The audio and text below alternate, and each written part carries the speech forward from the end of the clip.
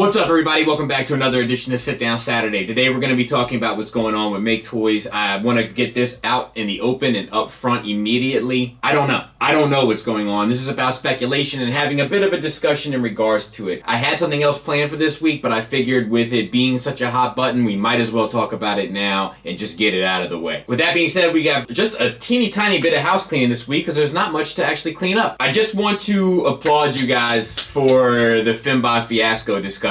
I actually had my wife watch it before I published it to make sure that I hadn't gone too extreme or given the impression that I was too extreme in my views regarding it. You guys never cease to surprise me. There was a lot of good dialogue, a lot of good discussion. No one came with pitchforks for the most part. It was just like engaging in the conversation, and that is what does that, pushes my buttons. So thank you. And the same has to go for the Takara discussion regarding the evolution of Masterpiece. Once again, engaging discussion, thoughtful comments, a lot of people taking an introspective look at themselves and their priorities and all that. Beautiful stuff. And I'm glad that the Dummies could make you guys laugh a good bit. I know that we all need a laugh now. And while we're on that conversation real quick, I just want to go ahead and get this out of the way as well. If you hear my kids rustling around upstairs, bear with me. They're being homeschooled for the time being. We're doing the best we can. These are wacky and wild times we're in. So let's go ahead and get into the meat and potatoes of today's discussion, which is Maketoys, or as they are supposed to be pronounced, Maketoys, which is a play on words of it looking like Maketoys for a Western audience and meaning like demon, or like in a cool way, like in a rock and roll way, devil, demon, but not in the like biblical way, I think in Japan, is what they told me anyway when I had a conversation with them. That was some time ago, to be fair. Their website is no longer up as of when I'm recording this. Maybe it's gone up since. However, their social media is still up, their Facebook is still up, and their Twitter is still up. So the question is, have they gone away, for one? And if they have, what may have led to this scenario? Now, earlier this week, Maketoys did release a statement, which does suggest that they are still definitely around, which is good to hear. I'll play some of the high notes, or read rather. They want to thank you and hope that you stay in good health during this unprecedented time. They go on to say that they were affected by the kind of current state, which we will get into a bit more later on. They say that they are committed to their product lineup and will release all the products they've revealed over the past year. All are in some stage of development. Factory space on many is getting booked as we write this, and we're committed to seeing all these figures released. They will continue with both their remastered and cross dimensions lines, and have more exciting reveals that have yet to be shown.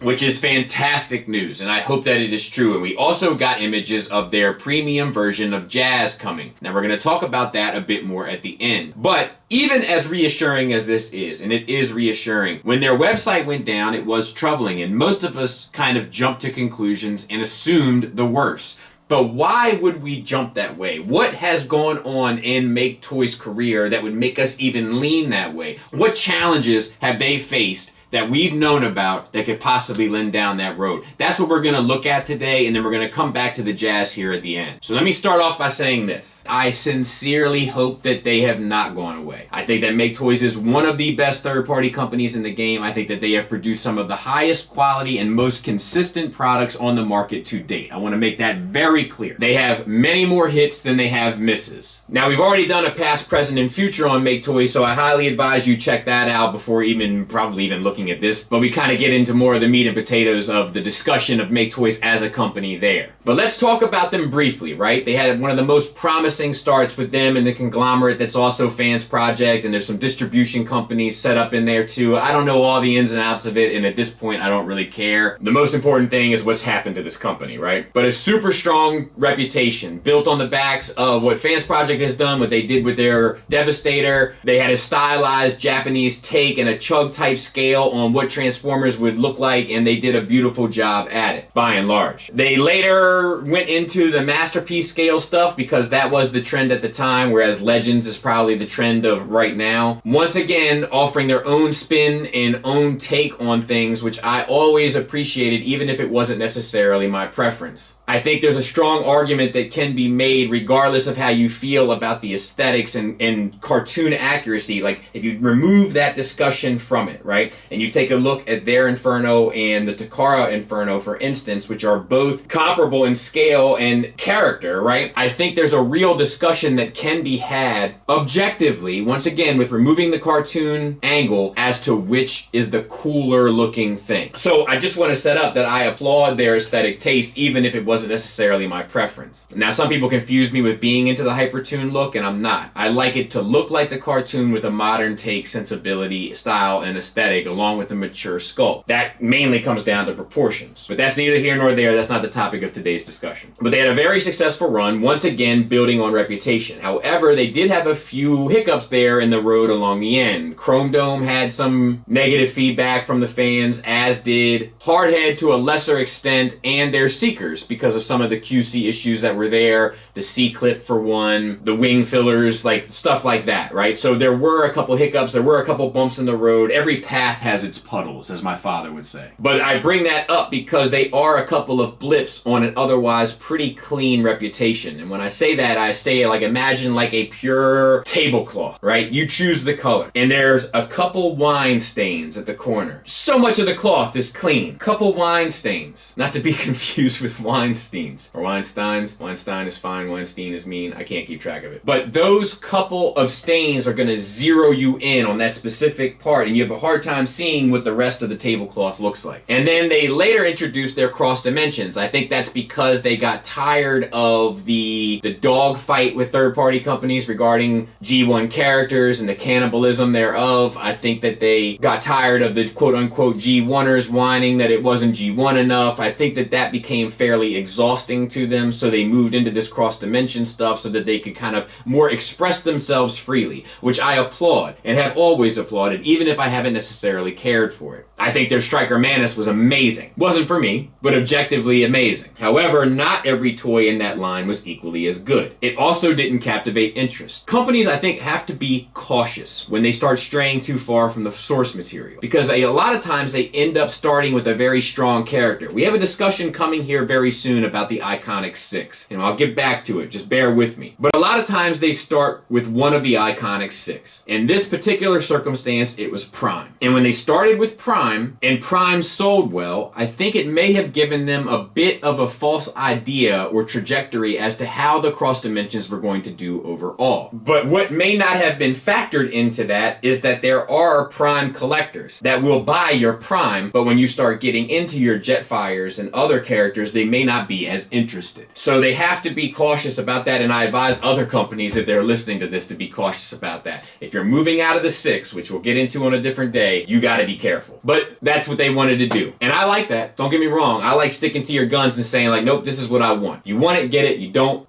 But this is the product we want to make. So we're looking at a career with multiple different scales, angles, types, approaches, etc., but all of them are fairly well built, and the reputation remained fairly well solid throughout. So what went wrong? If something did. So let's examine that. Once again, I want to take time to say this is speculation on my end. This is just me having a conversation with my friends on a Saturday morning. None of this is based on any necessary facts. It's based on me gauging the temperature from a consumer standpoint and seeing how things have panned out. Let's get into it. The Cross Dimensions line, we've already kind of dipped our toe into that conversationally. It may have been an oversight, and the Striker Manus may have given them a false sense of hope in that line, as it is a Prime figure, and Prime always sells. So does B. And perhaps they dumped too much resources into something that wasn't as widespread a success as maybe perhaps some of their other flagships. And that doesn't come from a perspective of a masterpiece collector. I think that G1 Devastator set that they did, that was definitely stylized, is just going to sell more because it's a bit closer to the mark than perhaps their Jetfire. That's me not looking at the numbers, that's me gauging the temperature. So perhaps that was one of the issues. And my sort of perspective on this is, if something has happened, it's not one thing that did it. It's a culmination of many things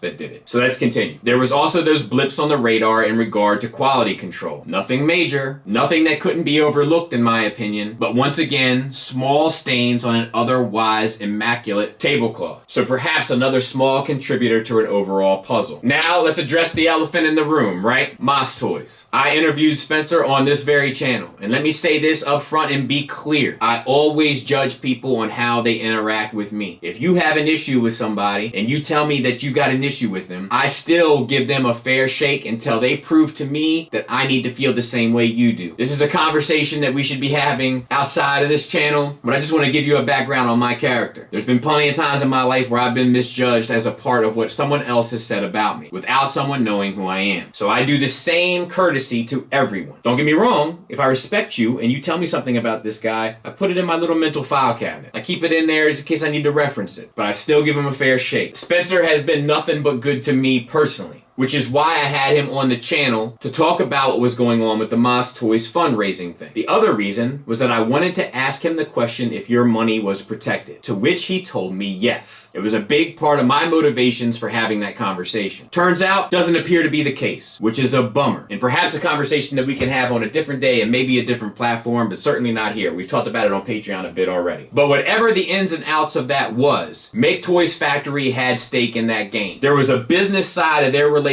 that got screwed up somewhere between what Maketoys was doing and what Maketoys is doing. I've heard Spencer's side of the story. I asked him to give that to you publicly and he did. I've heard Maketoys' side of the story. I told them that they were more than welcome to come on here and give their side of the story, to which I believe they declined. Or maybe just didn't take me up on the offer would be a better way to word it, which I get. But I'm a firm believer in there's three sides to the story. There's your side, there's his side, and then there's the truth. But looking at the bigger picture, one thing for sure, two things for certain, money got screwed up on numerous fronts. In the business relationship between Spencer and Maketoys, the money that was involved there definitely had an impact on all parties, I would believe. But Spencer really isn't the context of this conversation, so let's take the note of them having money issues and a financial strain from that relationship and apply it to the Maketoys puzzle that we're building. Follow me. The other thing that we have to address is the state of the world. What's going on is having an economical impact. Maketoys owns their own factory. Whatever they're producing frontline, whatever is keeping that factory up and running is not toys, would be my guess. That being said, there could be a larger economical impact on what's going on in the world that's playing a part directly on this company and affecting them more than anything that has to do with the toys, which I believe is more so a passion side project for them than anything substantial in regards to paying the mortgage. Add that to the puzzle. And then there's one last factor that I think needs to be brought to the table, and not just for this discussion, but to a warning for others. Seeker exhaustion. Let's set the stage, right? The seeker is very alluring for a company. You own a company, right? You own a company and you want to produce third-party pieces. You want to sell product. So you create a mold. You're going to sell that. But if somebody comes to you and says, look, dude, if you make one of these, you can make probably 6, if not 9, if not 12. On and on and on. So it's very alluring, right? You invest into one thing, you have 6 payoffs, minimum, theoretically. But what's not taken into account in that discussion is seeker exhaustion. Us as consumers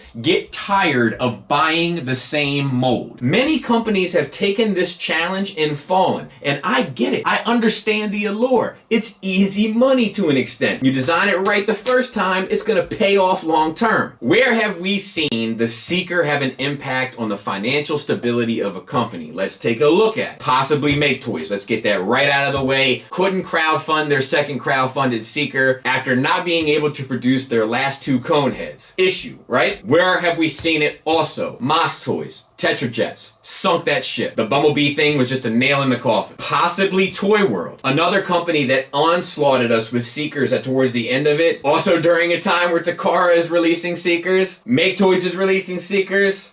Sometimes it's too much. Another company that we should take a look at in regards to this that's not often brought up but definitely plays a part in this sort of a thing, iGear. iGear had this Raptor Squadron plan. They were gonna do all of them. I think they were even gonna get into the Predators. They were gonna do every one they could. They couldn't because that mold exhausted the consumer base. We all want these characters. It's one thing that Takara did fairly smart. They released the 3 cone heads and their original seekers, to be fair, with space between them. So you didn't get tired of spending a high dollar for the same thing over and over and over again. It's tiresome. It exhausts the fan base. So what am I saying? I am saying that the economical state of the world, due to unforeseen circumstances that are truly unfortunate, releasing a mold over and over and over again for a high dollar because it's going to have a high payoff but may exhaust your consumer fan base, along with a couple blips on your QC, a financial situation with a business partner of sorts gone wrong, to having a huge impact theoretically on your day-to-day business, and an investment in a line that may may not have paid off quite the way that you wanted to, altogether is going to affect